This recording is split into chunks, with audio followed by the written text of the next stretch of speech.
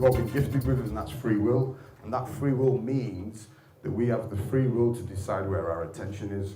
So wherever you're putting your attention, is it any good for you? Is it that so-and-so said this about so-and-so, so-and-so? Do you need to know that? Is the attention on that any good for you? You know? It goes down to the really basic things. It doesn't even have to go down to the, well, I can't even call it, they pretend it's a grand scale. They pretend all this news is a grand scale. You know, you need to know about all these issues. News is fine, but you don't need to be inundated by it, you know? And, you know, I see it with older generations, you know, that people see the world through that. There's a medium there that's giving people information and telling you things. And people take that as fact. You know, I went to Israel, yeah, and I had ideas about Israel. I'd never even been there. And Israel taught me, don't have an opinion about a country until you've been there. You can't, it's not possible. Tell us about that then, what happened in Israel? Well, being in Israel, you know, the promoters that took me out there were Jewish and Muslim and Christian, yeah, and all these people party together, they all hang out together. All the homeless people that are there are all Russian Jews, because when they flew them there to occupy this place, to affirm the state of Israel, they flew all these Russian people in there. Once they were there, they fucked them all off, yeah, because they could not integrate, they couldn't handle the climate. Yeah, this is the real shit that's there. But the people that are there all live together, they all eat the same food, you know? These are all the things that I didn't know, you know? And, you know, I was there for what, 3 days?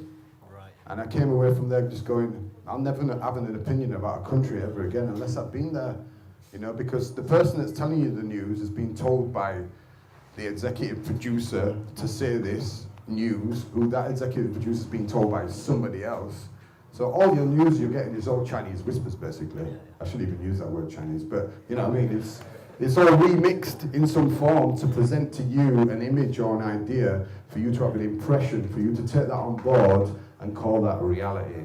You know, it's ridiculous. So rather than being inundated by all this news, for me, yeah, I look at what's around me and what surrounds me, and I put my focus on that. You know, and then wherever I go, put my focus on that. Do you know what I mean? And that's, for me, that's a more real connection to the world that I'm living in. You know what I mean? So then I can have a true representation of what it is that I've experienced. Not that, oh, well, this happened down there and this. Apparently it's really bad down there. And there's these kind of people there. That's where a lot of information gets you. You know, it doesn't. If there was stuff there that was being delivered to uplift people and inspire people, you know, even when they talk about stuff for your good, or when they change laws, yeah, every time they bring a law for your security, they take another bit of your liberty away. It's very stealth, do you know what I mean? But because we need to get you in, they need to get you into a state of fear first in order to initiate these laws. You know, it's just trickery, you know. And do you think that's where we're at? I mean, do you think that we are being kept in a state of fear by something above us? I think that it's only possible because we allow it. It takes us to believe in it and to allow it for it to do it. There's more of us than them. Do you know what I mean? It's not like people, you know, like, I've done all the kind of research and all this Illuminati stuff and all that, you know, stuff like that. And after a while you start going, well, do you know what? I either start making that more important or I start doing something that's more important. Yeah. Do you know what I mean? It's like, we can complain about the news and we can say all the things, say what I'm saying. Do you know what I mean? But really, it still boils down to us. It's not about a leader. It's not about a politician. All that shit's an illusion. Do you know what I mean? You know, we can really do this on our own. Do you know what I mean? You know, if we really walk our talk, basically. Do you know what I mean? I think the idea of looking for a leader, voting for a leader, I'm sorry, it's not going to, it's down to how we are, you know. I just don't think that system really serves anybody, you know. Have you followed the Russell Brand story? I've got nothing but respect for Russell Brand on a number of reasons. When he first started out on this amazing crusade, he definitely had a bit of ego behind what he was doing, but now I think he's managed to find a balance in it, and now he's very intellectual in what he's doing. You know, he's using his comedy platform to get the message across, you know, and he's dropping amazing nuggets, do you know what I mean, of like consciousness. It's only a matter of time though, isn't it, before they get him in the crosshairs. Well, that's, you know, it's horrible to think that, you know. I thought, God, I wonder how long this guy's going to stay alive. Do you know what I mean? Yeah, when the spouting words like revolution. But also, at the end of the day, if you believe in what you believe in, it don't matter. Yeah. It don't matter at the end of the day, you know, you don't ever die, you just transform, you know, so I mean, as long as you're waking people up to themselves, you know, I think that's all that matters, really. Yeah, come on, round of applause.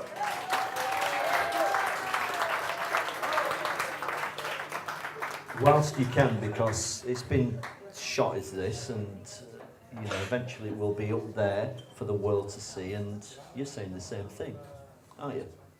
Essentially. I'm saying remember who you are, you know, whenever you feel good, that's who you really are. That's what I'm saying, that's who you really, really are.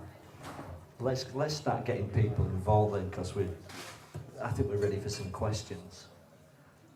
Okay, come on, let's have some questions. Excuse me, that was really, really hacky. A really simple question. What's your favourite colour? Green.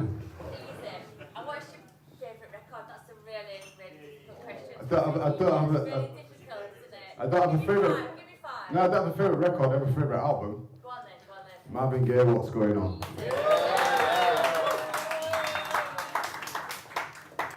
Talk us through it track by track. Woo.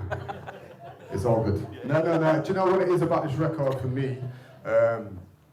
Is that it was controversial when it was made. Motown put it on the shelf for 2 years. It's 39 minutes and so many seconds of absolute magic.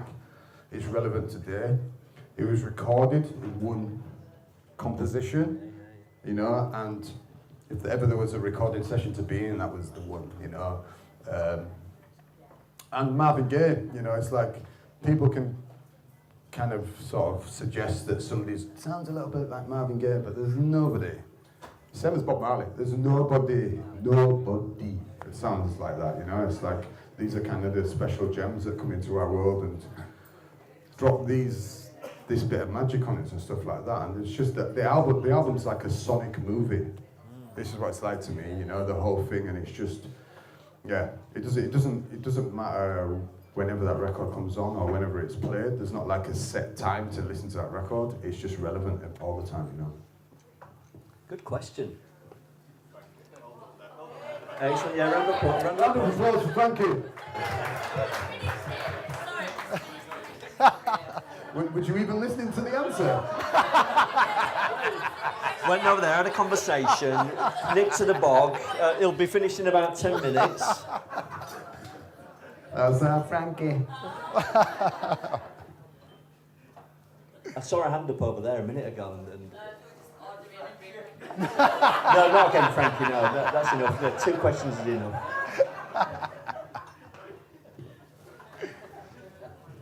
Oh, they're all shy. Yeah, they are. Great. Good. Very, very reticent. Good for me. No, that's all right. They shelved it for 2 years, that album. It was on Motown. You've been on. You're the granddad of warp, aren't you? Oh, granddad. You know. Yeah. You know, and it's all right because you can be a 40-plus granddad these days. Well, apparently, you're shooting process. I'm 50. I look amazing for 50.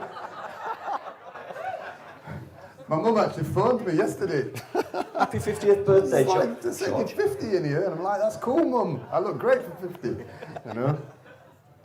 But yeah, Warp next year is 25 years. No way. That I've been on Warp, Wow, 25 years. Shoot. which is just yeah, it's. I don't think it's crazy really. I mean, Is Steve going to get you a carriage clock? I want more than a carriage clock.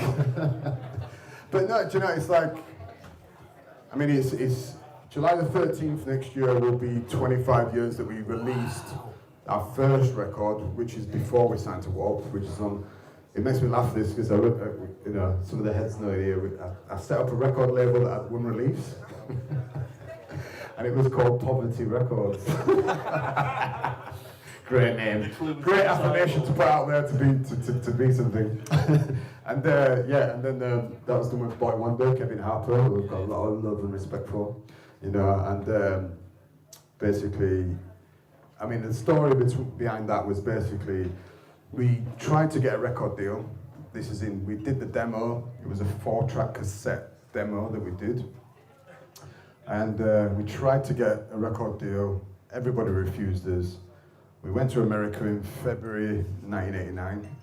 We saved up some of the DJ money and we was like, let's go buy some records. We went there for 2 weeks, went to some record companies, didn't get a bite there. We came back to England. I borrowed £400 off my brother, pressed up 2,000 copies. I've been speaking about this recently actually because basically we made this record at home originally. It was used as Autumn Grove in Hyde Park. A 4-track cassette player thing that was knocked off. And then we recorded the vocals at Steve Aldridge's studio on Clarendon Road. Steve Aldridge was the lead singer out of Age of Chance, who gave us our first break to do a PA, which was at the Hacienda in '88. And basically, so when we came back to England from America, and I borrowed this £400, I got in touch with this company at Press Records. They were called Making Records. There's a pressing plant, and the guy says, "Well, you need to get it mastered." I'm like, "Mastered? What's that?" And he's like, "No, you need to get it mastered." I was like, "Well, I don't know what to do." And he was like, "I'll book you somewhere, and when you come to deliver us the masters, you do it all on the same trip. You come to London." So we had this cassette that had 4 demos on it. Dexterous, Let It Roll, State of Fact, and the dub of State of Fact.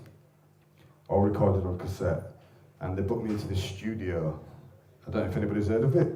Abbey Studios in London.